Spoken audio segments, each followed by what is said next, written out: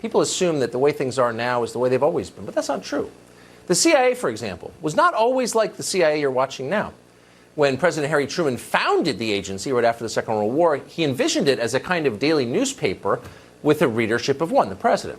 And the idea was really simple. The CIA would collect intelligence from a variety of sources, and then they would collate that intelligence and give it to the president. He would use it to make wise and informed foreign policy decisions.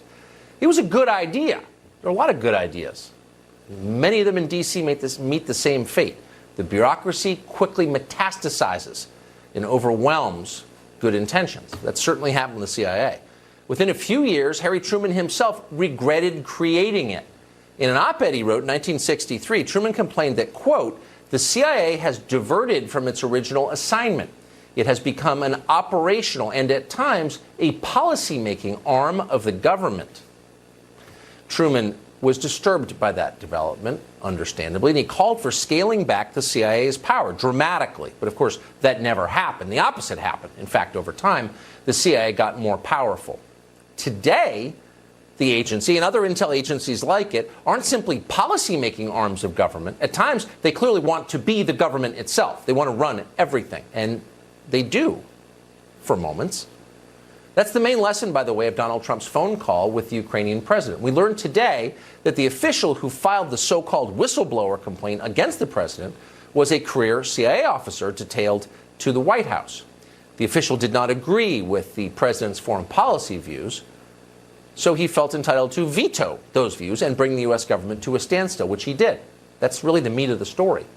We know this because the complaint was released today to the public. You can read it if you want.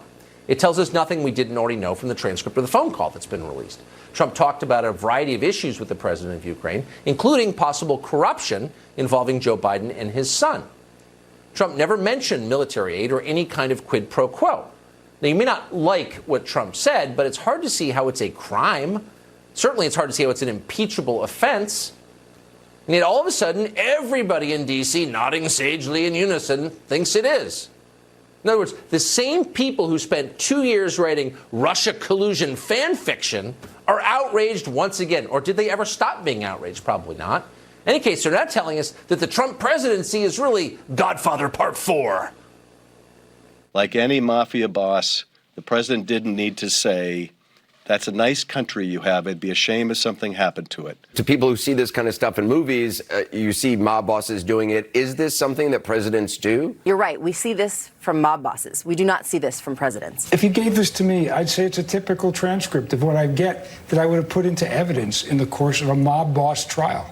I mean, it is right out of Don Corleone. People have analogized this kind of conversation to when, a godfather would say, I want you to do something. Everyone knows what is involved here. Donald Trump sought to run U.S. foreign policy the way Tony Soprano ran his crime family, except less elegantly. Part of this is our fault in the media. We set up these just terrible incentives where you don't get on television unless you say extreme and mindless things. What's surprising, though, is how so many of these extreme and mindless statements come from people with long and apparently distinguished careers, debasing themselves in order to be on television. Really, the prime example is the chairman of the House Intelligence Committee, Congressman Adam Schiff of Burbank, California. He recently went into a kind of trance and delivered his own prophetic version of what he believed must have happened between President Trump and the president of Ukraine. Watch this. This is the essence of what the president communicates. We've been very good to your country, very good. No other country has done as much as we have. But you know what? I don't see much reciprocity here. I hear what you want. I have a favor I want from you, though. And I'm going to say this only 7 times, so you better listen good. I want you to make up dirt on my political opponent, understand lots of it.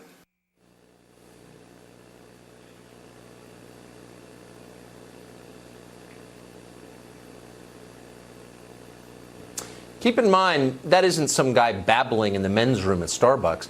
That's the man who chairs the mighty House Intelligence Committee. We trust him with our most sensitive information. And yet he's demonstrably mentally ill, Adam Schiff is. His position is that the president should be impeached for asking why Joe Biden's son was paid $600,000 a year by a foreign company, and why the prosecutor who investigated that foreign company was fired after a threat from Joe Biden.